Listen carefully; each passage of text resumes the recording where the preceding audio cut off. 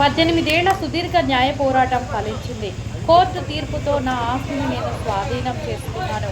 ఒంగోలు కర్నూలు రోడ్డులోని survey number 164/3లో గల 130 గజాల స్థలానికి నేనే ఏకైక చట్టబద్ధమైన హక్కుదారుడినని, గత 18 సంవత్సరాలుగా నా ఆస్తిని ఆక్రమించుకున్న వారి కుట్రల వల్ల నా తల్లిదండ్రులు కొండలరావు మరియు సుబ్బరాజమ్మ గారు తీవ్ర మానసిక ఆవేదనతోనే కన్నుమూశారని, ఆ బాధాకరమైన సంఘటన తర్వాత కూడా నేను వెనకడుగు వేయకుండా ఆక్రమణదారులైన అసోసియేటెడ్ ఆటో సర్వీసెస్ సంస్థపై ఓఎస్ నెంబర్ 146/97, ఓఎస్ నెంబర్ 29/2010 వంటి అనేక కోర్టు కేసుల్లో చట్టబద్ధమైన తీర్పులను సాధించారని, చివరకు 2023 అక్టోబర్ 20న గౌరవనీయ హైకోర్టులో ఎస్ఏ నెంబర్ 1203/2013లో గెలిచి 2025 మే 9న ప్రిన్సిపల్ సీనియర్ సివిల్ జడ్జి గారి ఆదేశాల మేరకు నా ఆస్తిని నాకు అప్పగించాలని స్పష్టమైన తీర్పులో ఈ రోజు ఎటువంటి స్టే ఉత్తర్వులు లేని నేపథ్యంలో చట్టాన్ని గౌరవిస్తూ ఆక్రమణదారుల వస్తువులను జాగ్రత్తగా భద్రపరిచి ఆ షట్టర్కు తాళాలు వేసి నా ఆస్తిని నా ఆధీనంలోకి తీసుకున్నానని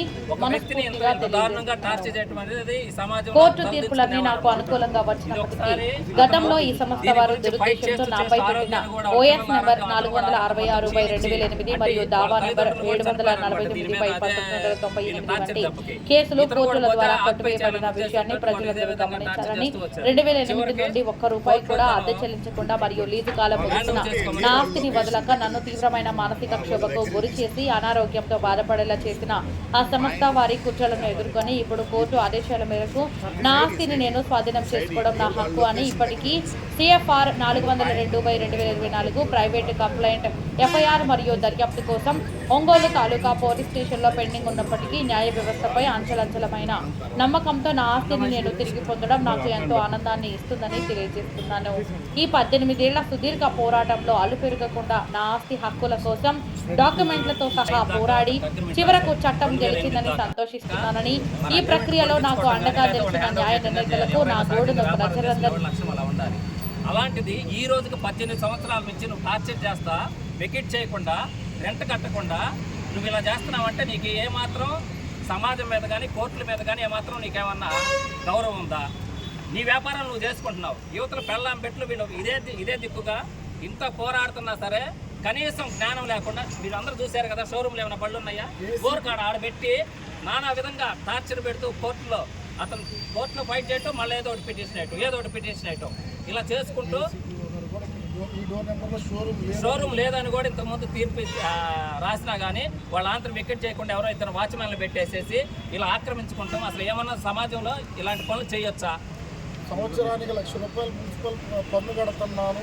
18 ఏళ్ళ నుంచి హైకోర్టుకి తిరిగి నేను అలసిపోయాను. నాకు ఇప్పుడు జీవనాధారం నేను చాలా ఇబ్బంది పడ్డాను.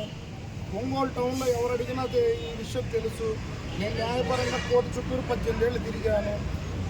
వాళ్ళు ఇక్కడే కాదు ఎక్కడ తీసుకున్నా ఇదే తంతు. వాళ్ళు గుంటూరులో కూడా ఇదే సిచ్యువేషన్ అని ముందు కూడా చెప్తున్నారు, అది కూడా చెప్పారు.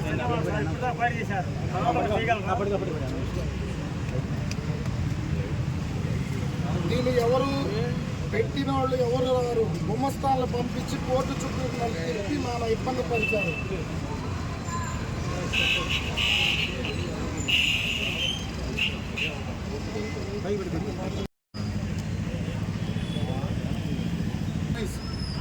ఆ సర్వీస్ అనేది 2005లో కంపెనీగా మారింది.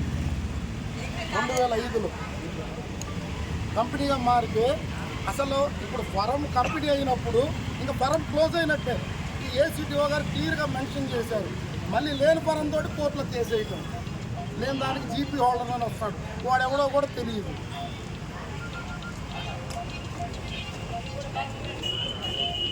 ఒకటి పోతే ఒకటి.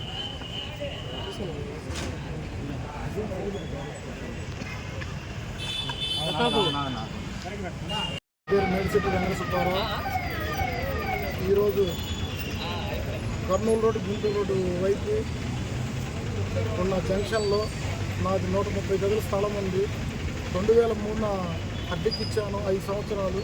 2008 అగ్రిమెంట్ అయిపోయినాక వాళ్ళు నాకు అద్దె కట్టకుండా నన్ను కోర్టు చుట్టూ తిప్పి ఇబ్బంది పెడుతూ ఈ రోజుకి 18 సంవత్సరాల 3 నెలలు అయ్యింది. కోర్టు హ్యాండ్ ఓవర్ చేసుకోమని డిగ్రీ ఇచ్చారు. ఈ రోజున నా సైట్ని స్వాధీనం చేసుకున్నాను. నాకు ఆరోగ్యపరంగా నేను చాలా ఇబ్బందులు పడ్డాను. 18 ఏళ్ళ నుంచి ఆస్తులు అమ్ముకున్నాను, న్యాయం కోసం పోరాడాను. ఈరోజు నా సైట్ మీద హ్యాండ్ ఓవర్ చేసుకున్నాను. Associate auto service private limited. Prasad అనే వ్యక్తి వస్తాడు, నేను ఉంటున్నాను వస్తాడు. కోర్టు ఆల్రెడీ క్లియర్గా అనాథరైజ్డ్గా ఉంటున్నారని చెప్పించింది. ఏసీటీఓ గారు క్లియర్గా ఈ డోర్ నెంబర్లో ఏ షోరూమ్ లేదని ఇచ్చారు. అలాగే